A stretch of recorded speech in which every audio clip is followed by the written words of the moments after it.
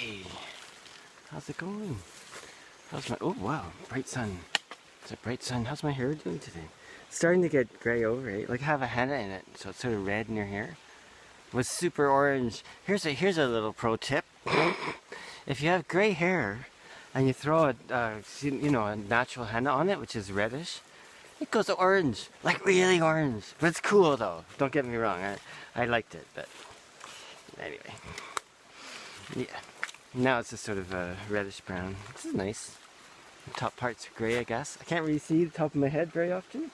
So just have a look, see how she's coming in. Probably pretty gray. Oh, gorgeous day. Man, this last half of November has been, I'd say, unusually rainy.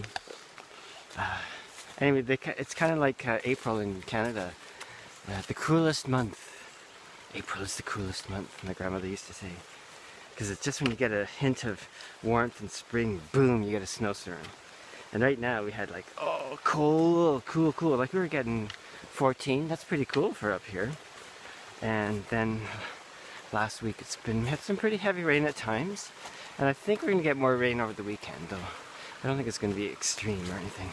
But today and yesterday, this is what we got. You have to enjoy it. Anyway, that's what's going on up here. And what's going on out there? That G20 meeting, eh? Anyone paying attention to that? I know the usual suspects are. You know, the people that want to know what's going on, which is the vast majority not of Canadians. But yeah, there's that, what was that, Indonesian health minister proclaimed that they have to create a one world kind of digital health passport thing.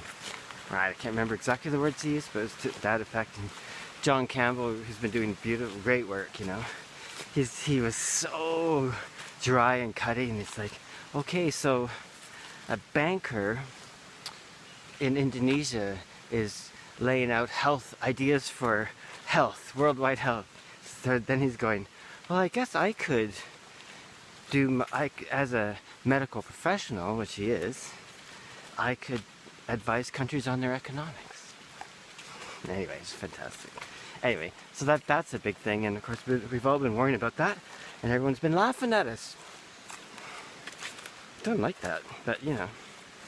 And plenty of people I thought would be the last that would sort of succumb to the global big pharma military, yeah, it's all linked, I suppose, eh? Military and big pharma, and now and then they pull in ideological aspects to hoodwink the population. And now, of course, they've been doing this for a while, but they're bringing in the whole climate thing into the same kind of rhetoric, I'd say. And you know me, if you watch these things, I go on and on about the environment, and climate's part of that, and I actually don't think it's the most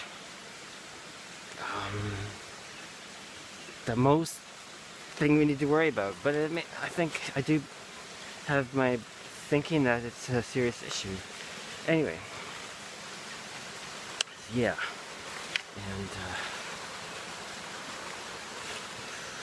yeah.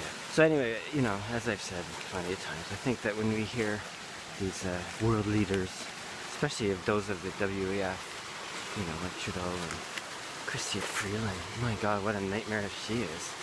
You know, Ardern, Macron, you know, the usual guys. You know, you might know who these guys are. Holy crap. There's something else, eh? Anyway, but maybe people want all that. I don't. No way am I going to succumb to that. Anyway, I have to renew my passport soon. Like, well, actually, not soon, but in half a year. And it'll be a year ahead of time, right? And I'm going to do it right away in case they create some sort of weird digital thing. Because Canada's at the forefront of that crap, eh? It's just like... Anyway. So, I get a 10-year passport. I don't want any digital crap on it. I don't want no QR codes or barcodes, or... Maybe I won't have a choice, but anyway. Yeah, so that's G20, and what is it, in Ontario? These are the two big ones that popped up on my radar. In Ontario, some some medical professional, should we call them, is stating that, you know, they should basically, for people that are unwilling to be vaccinated, they should be treated with psychotherapy drugs and things. It's like, yeah, of course. And now I think I read that Ontario's pondering putting in mask mandates again. I wonder if they'll do that. Would surprise me, but here everyone's wearing masks. I keep going on about masks, you know, but it is kind of a symbol. I mean, people wear masks, but there's no mandate, right? People just wear them. I think people wear masks now, like most, not all though, didn't mean less, but a lot of Thai nationals wear a mask like they put their mask on like they put on their shoes, you know? It's like, not really any rhyme or reason, just like, oh yeah, I've got to wear shoes, you know? Anyway, do what you want. I don't feel any flack for not wearing one here. I mean, you know, that's maybe part of the great Thai character of just like, you know, live and let live, you know? Anyway, it's a little bit tricky when you're not fluent in the language, you know, or a culture, right? About what's going on in the undercurrent of it. Like, it might just seem fine, but underneath it, there might be other stuff going on, you know? As is really common. Not just here, everywhere. I've noticed that someone was saying, I met this Thai woman who loved Canada. Maybe she was in Montreal or something. She said, oh, Canadians are so nice. Yeah, a lot are. True. And, you know, they're also willing to speak their mind and very upfront and direct. I'm like, oh yeah. I said, I guess compared to classic Thai ways, yeah, I suppose. But my thinking has always been like a lot of Americans and Europeans, when we're talking so we gotta brace myself. Generalities here, right? Not everyone, of course. But you know, to me it's like, oh, Americans and Europeans just say what they think all the time. And Thai people and a lot of Asian people don't do that so much, right? All the time. And Canadians, I think, fall in between, right? I do think we have that a certain aspect that we see here in terms of, you know, it's complex, but maybe you know what I mean. Anyway, yeah. So what else is going on? I don't know.